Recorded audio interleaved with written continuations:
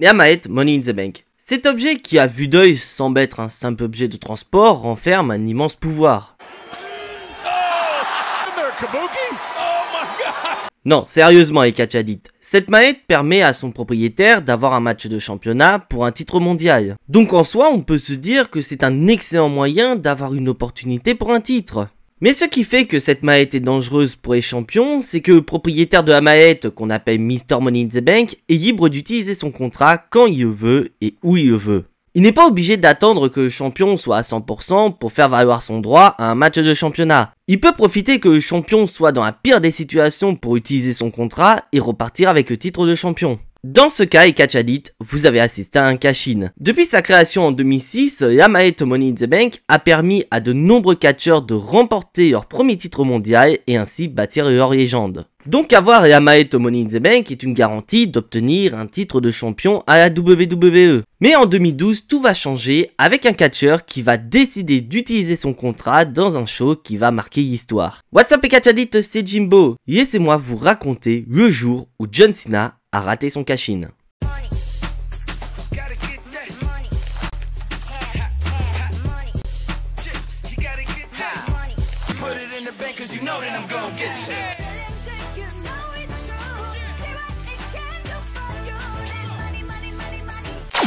Notre histoire commence en 2012. Après avoir perdu le main event de WrestleMania 28 contre The Rock, John Cena commence une véritable descente aux enfers. Alors pas tout de suite, car il va quand même réussir à battre Brock Lesnar, qui a fait son retour après 8 ans d'absence dans un match extrême. Même si d'un côté, John Cena y en a pris plein la gueule. Mais cette victoire ne va pas relancer l'année 2012 pour John Cena, bien au contraire. Car John Cena va se lancer dans une rivalité contre un certain John Laurinaitis qui était le général manager de Raw et de SmackDown. Une rivalité qui semblait être une simple promenade de santé pour John Cena. Mais de nulle part, le Big Show va intervenir aidant John Laurinaitis à remporter le match. Cela va conduire les deux catcheurs à s'affronter dans un match en cage au mois suivant pour savoir si de John Cena ou de John Laurinaitis, lequel des deux sera renvoyé de la WWE.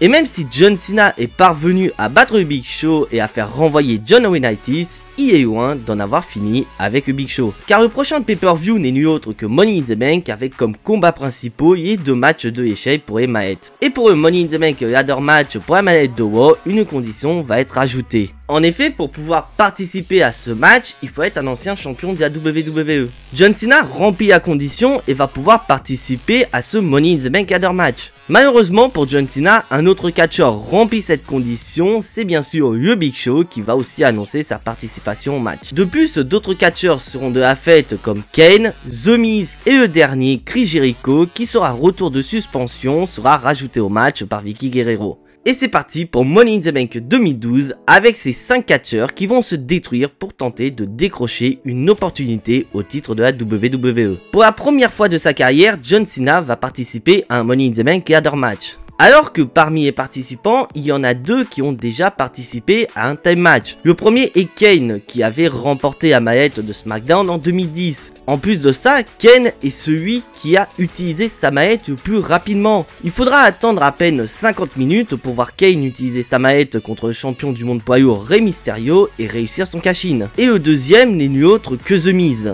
Il est à ce jour le seul catcheur de l'histoire à être devenu Mr Money in the Bank alors qu'il était le champion des États-Unis.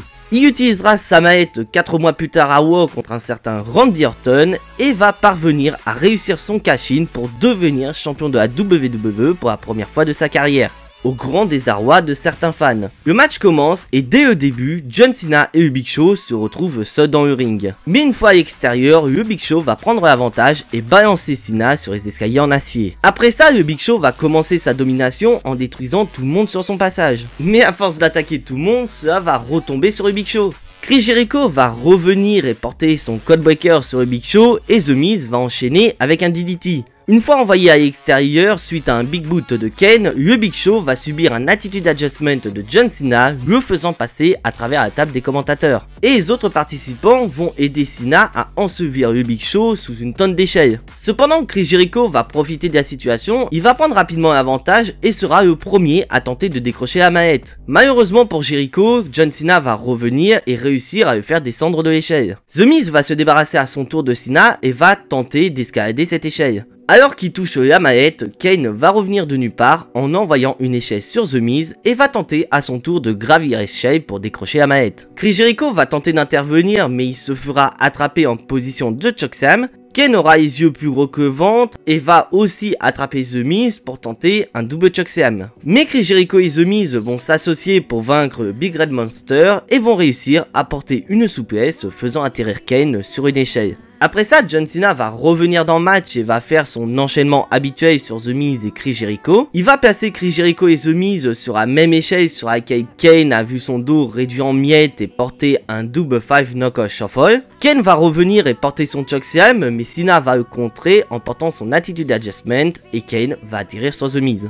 Malheureusement pour John Cena, il va dépenser beaucoup d'énergie avec toutes ses prises et Chris Jericho va en profiter pour lui envoyer une petite échelle en pleine face. Tous les participants du match sont KO sauf une personne et c'est Chris Jericho. Mais il faut pas oublier quelqu'un, car quand Chris Jericho place son échelle pour tenter d'aller chercher la mallette, le Big Show va commencer à reprendre ses esprits et fonce en direction du ring pour empêcher Chris Jericho de décrocher la mallette. Après ça, le Big Show va reprendre son travail de démolition en détruisant aussi bien les catcheurs que les échelles. Mais il y a un problème qui plane autour du Big Show depuis le début du combat.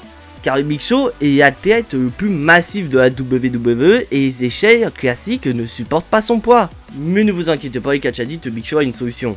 En effet, le Big Show va sortir du dessous du ring une échelle renforcée qui va pouvoir supporter son poids. Et spoiler alert, les catch addicts, cette échelle va rester jusqu'au bout. Car si cette échelle est effectivement conçue pour supporter le poids du Big Show, cette échelle reste quand même très lourde. Donc le Big Show est le seul qui peut déplacer cette échelle. Une fois l'échelle placée, le Big Show va tenter de la gravir, mais Kane va intervenir pour le faire descendre. On assiste alors à un duel de monstres au sommet d'une échelle. Le Big Show va parvenir à porter son KO punch et Kane va tomber de l'échelle. Pas le temps d'en profiter et John Cena se lance à son tour pour faire tomber le Big Show. Mais il va se faire accueillir par un coup de boule. C'est maintenant au tour de Chris Jericho qui va arriver avec une chaise et va réussir à se débarrasser du Big Show. Totalement épuisé, Chris Jericho et John Cena vont avoir des difficultés à gravir l'échelle. Mais une fois au sommet, une bataille féroce va éclater entre les deux et le premier qui faiblit a perdu. John Cena va réussir à prendre l'avantage et place Chris Jericho pour son attitude adjustment. Si jamais la prise passe, le match est fini pour Chris Jericho. Mais ce dernier va réussir à contrer la prise et va emmener John Cena dans une prise du sommeil. John Cena commence à perdre conscience et descend petit à petit l'échelle. Mais Cena va rentrer en mode Super Cena en rassemblant ses forces et gravir à nouveau cette échelle. Mais Chris Jericho ne s'avoue pas vaincu et continue à appliquer sa prise pour endormir John Cena. John Cena est KO. Chris Jericho n'a plus aucun obstacle pour décrocher la mallette. Sauf que The Miz va tenter de gravir l'échelle, mais sans succès. Cette petite distraction va réveiller John Cena qui va tenter de décrocher la mallette, même si Chris Jericho continue à appliquer sa prise du sommeil. Mais Chris Jericho renforce sa prise et va réussir à faire tomber Cena. Cette fois-ci c'est la bonne. Chris Jericho a le champ totalement libre pour décrocher la mallette. Mais encore une fois, The Miz va revenir de nulle part et va tenter également de décrocher la mallette. Les deux catcheurs sont à deux doigts de décrocher la mallette et de devenir Mr. Money in the Bank. Mais revenant des enfers, le Big Show monte sur l'échelle et confronte Chris Jericho. Et c'est un Chris Jericho en PLS total qui a une petite idée de ce qui va arriver par la suite. D'un côté, c'est assez compréhensif que Chris Jericho soit mort de peur. Car imaginez, vous êtes en face d'une personne de la carrure du Big Show, je pense que vous aurez la même peur qui a envahi le corps de Chris Jericho, voire même pire. Et ce qui va finir par arriver arriva avec un KO punch sur Chris Jericho, un autre KO punch sur The Miz. John Cena va profiter de la situation et va tenter de décrocher la mallette. Le Big Show va tenter de porter son KO punch pour faire tomber Cena. Mais John Cena va non seulement utiliser la mallette comme bouclier pour se protéger du KO punch, mais en plus il va utiliser la mallette comme arme pour fracasser le crâne du Big Show. Et à force de porter des coups avec la mallette, le crochet qui la retient va se briser et comme John Cena est la personne qui détient la mallette à ce moment-là, il est le vainqueur de ce match. Et pour la première fois de sa carrière, John Cena devient Mr. Money in the Bank et peut obtenir un match de championnat quand il le veut, où il le veut. Cette victoire est plus qu'une simple victoire pour John Cena, car il est conscient de l'incroyable pouvoir qu'il a entre les mains. Rappelez-vous les catch addicts, John Cena a subi le premier cash-in de l'histoire des mains de Opportunist Team Edge. Un an plus tard, un certain Rob Van Dam annonce qu'il va cash-in sa maillette contre lui lors du show de la ECW One Night Stand. De plus, tous les anciens Mr. Money in the Bank ont réussi leur cash-in et sont repartis avec un titre de champion du monde grâce à cette maillette. Et avec l'année 2012 qui n'est pas vraiment une très bonne année pour John Cena, il pourrait relancer son année en devenant une nouvelle fois champion de la WWE en réussissant son cash-in. Maintenant, reste plus qu'à savoir comment John Cena va utiliser sa maillette. Est-ce qu'il va profiter d'un moment où le champion est KO pour y voir une opportunité d'utiliser son contrat pour avoir un match de championnat? Ou bien il va tout simplement annoncer le moment où il va faire valoir son contrat pour avoir un match équitable contre le champion? Bon, quand on connaît John Cena, on a une petite idée. Il ne faudra pas attendre longtemps car dès le lendemain à Raw, lors d'un match entre CM Punk et le Big Show, John Cena va débarquer avec sa maillette et semble vouloir l'utiliser pour avoir un match de championnat. Il veut profiter que CM Punk a été détruit par le Big Show pour avoir une victoire facile. Le Big Show a compris et décide de quitter le ring et offrir CM Punk sur un plateau à John Cena. Cependant, John Cena va prendre le micro et rappeler au public qu'il y avait une énorme annonce à faire concernant sa maillette. Le Big Show va l'interrompre en disant d'arrêter de tourner autour du pot, si et là, c'est pour une seule chose, c'est d'utiliser sa maillette pour devenir champion. C'est le moment où jamais CM Punk est épuisé, c'est une victoire garantie. John Cena doit arrêter de penser aux fans et pour une fois dans sa vie, penser à lui. Mais John Cena, il veut rester fidèle à ses principes. Pour cela, il va donner une semaine à CM Punk pour se préparer au plus grand match de sa carrière. Car pour le 1000e épisode de Raw, John Cena veut affronter un CM Punk à 100%, il veut affronter The Best in the World. Et c'est donc officiel, au 1000e épisode de Raw, John Cena va cash-in sa maillette pour affronter CM Punk pour le titre de la WWE. Mais cette nouvelle, ce n'est pas la fameuse annonce concernant la maillette. En gros, l'annonce est juste une énième fracassage de crâne du Big Show avec la maillette. Et après une semaine d'attente, c'est parti pour le 1000e épisode de Raw. Un épisode anniversaire qui sera marqué par de nombreux retours comme la reformation de l'ADX, ou bien le retour du dernier catcheur encore en activité qui était présent lors du Raw numéro 1, à savoir l'Undertaker, qui vient au secours de son frère Kane. Mais cet épisode de Raw va être marqué par un retour qui aura un impact pour le main event, car l'un des segments principaux de ce 1000e épisode de Raw est le mariage entre AJ et Daniel Bryan. Et AJ va finalement dire oui lors de la cérémonie, mais pas à Daniel Bryan.